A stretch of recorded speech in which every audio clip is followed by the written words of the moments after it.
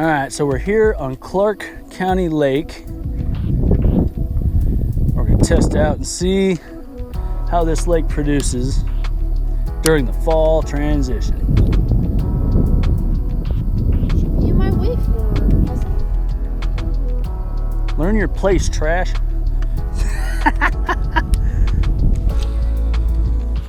Yep, you're right.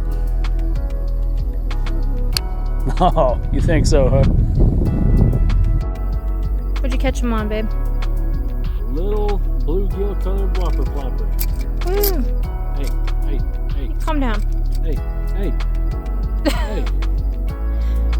Knock that off.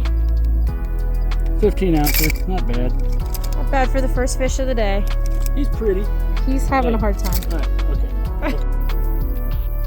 Well, how'd you catch him? Nice, it's your first one of the day? Hell yeah. Yep. Bam, 9 ounces. So far you're winning by what? 6 ounces? Pretty much. Got another one? Just a bad hook or what?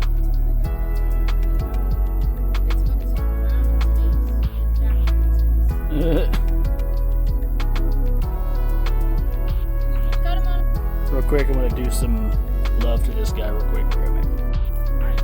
Okay, update on the other fish. It's fine. I had to get the hook out. She kind of set the hook a little high.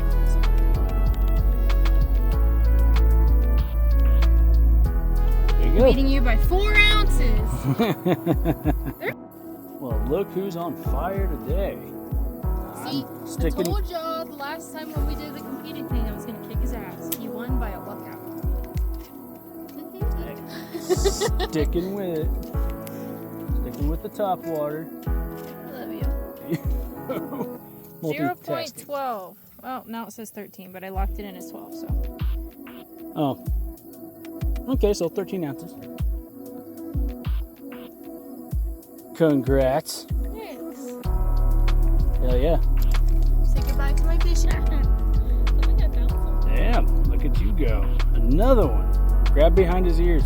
Behind his gills. It'll hold him in place. Another one. Yes, you are. I think I should do my intern. Yeah, okay. You think so.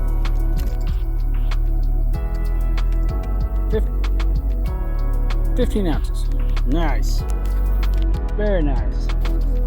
Boogity, boogity, boogity. Got another one.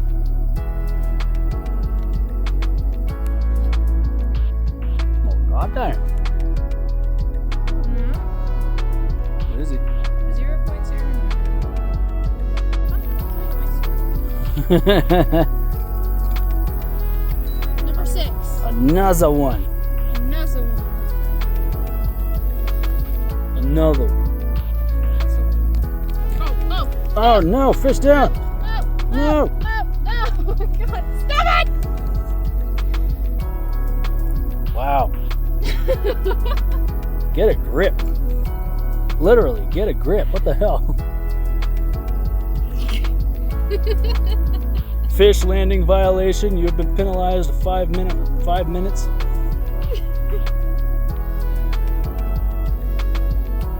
Fish did not deserve that. No, it didn't. I'm so sorry. All 0.08. all 8 ounces of him does not deserve that. Well, he jumped out of the thing. Brutal. Brutal. Stop it. You know what? You're an asshole, and I don't like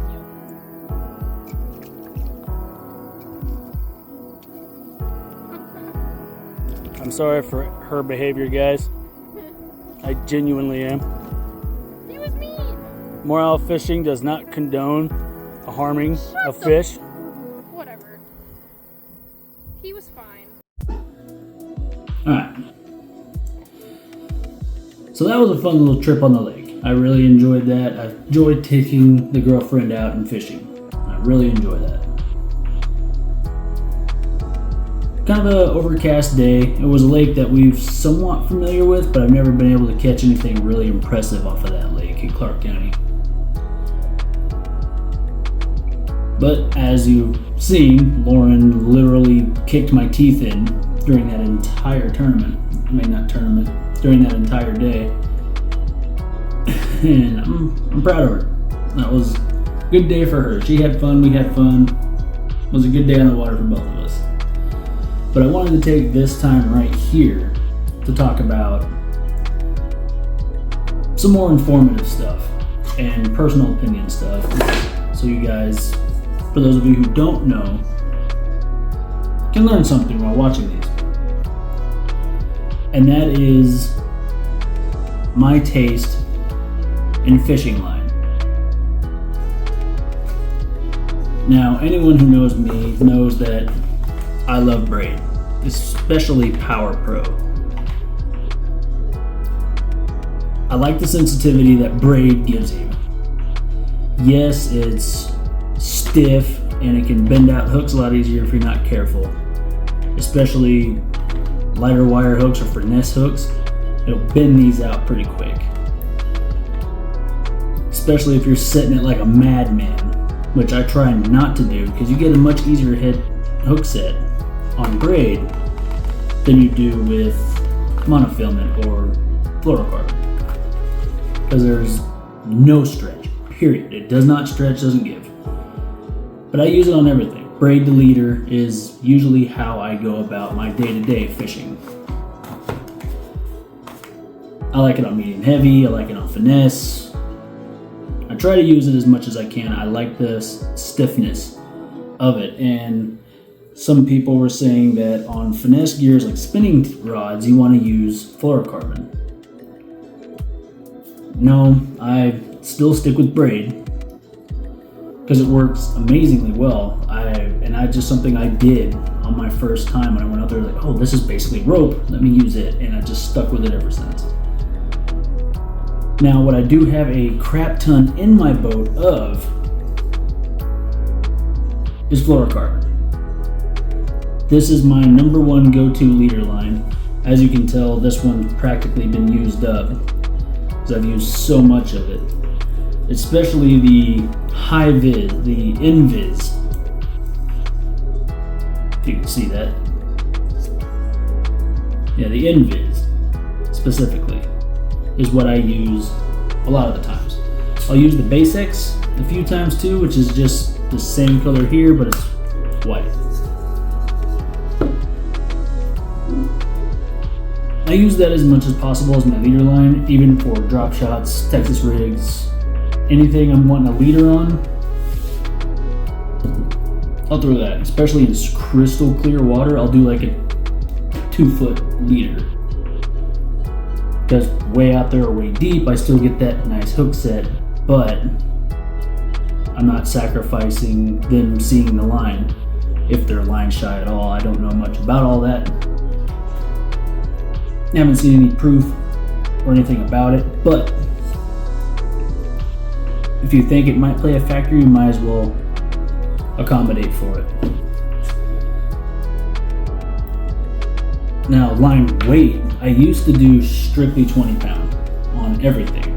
Even leader was 20 pound braid to 20 pound leader. That's what I did forever. And then I started noticing things with certain baits, like I couldn't cast as far as I wanted. Or if I went with a weightless Senko, it was really hard for me to get that bait anywhere with that heavy line. So I started moving it down a bit, lowering the weight. And now I'm running strictly 10 pound braid on everything, but using my drag way more effectively. And I usually stick with 8 pound leader. I'd much rather lose my leader than anything else if I ever break off, but I don't do that as often anymore, so things are getting better. But with the lighter diameter of that line, not only will you get a better sink rate for like soft plastic jerk baits, Texas rigs, or certain top waters or crankbaits, but you get a lot more on the spool. So if you use up a lot of line and you're snagging all the time or you're retying all the time, you're not going to be way out of line really quick. The only downside to that is on bait casting reels, if you backlash and you ruin your entire spool, you ruin a lot more line. So it's a give and take. And another give and take between the lighter line to the heavier line, whichever you prefer to do, is on the lighter line, if you set the hook and you pull them in, you're not going to be able to fight them back to the boat as fast as you would if you didn't. So if you go heavier line, you can just rip them into the boat and get them where you want really fast. But if you're with lighter line, you have to fight them longer to get them back, and it's more of a fight, but it takes a while. And it's a give and take you have to take into consideration for yourself and your fishing. If you're fishing tournaments, go a less slightly heavier if you can get away with it. It's better to have heavier line and be able to fight those small fish in 15 seconds than it is to go with lighter line and have to fish that one fish, that 4-pounder, back to your boat, and it takes you 3.5 minutes, which is all 3.5 minutes of the fish being able to pop off the line and you lose that fish. That's just my personal take on it. I would much rather get the fish in quickly and just power him back with a little bit heavier line, which, depending on the fishery during practice, I might do that. I might just bump back to 20. If they're only biting really heavy bottom jigs or Texas rigs or anything drop shots, I can do with a power shot and fish them on bottom and pick them up that way. So it's all on what you want to do and how you're comfortable with it, but I encourage you again to experiment yourself, figure out what you like, and go from there, man. Fishing's all about it. Even more advanced tutorials and stuff, I would say check out Tactical Bassin, Fish the Moment, Tyler Berger. Those guys give out exceptionally awesome fishing tips and videos, and I don't feel I'm qualified to give out videos as in-depth as they do, because they do great work. So definitely check them out. Feel free to give this a like, subscribe, all that fancy jazz, and talk to you next week.